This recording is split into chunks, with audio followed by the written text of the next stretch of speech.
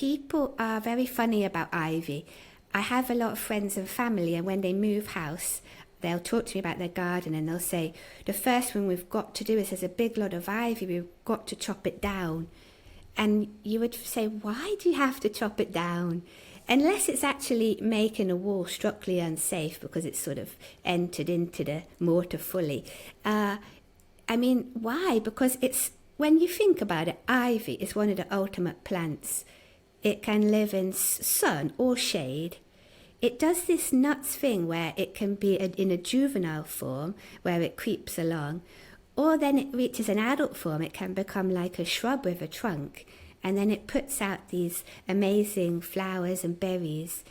And it supports, I read on the RHS, it supports more than 140 species of insects, 17 species of birds, and countless others shelter in its evergreen structure. It's probably Britain's only evergreen, like clinging climber in our flora. So I think it's beautiful.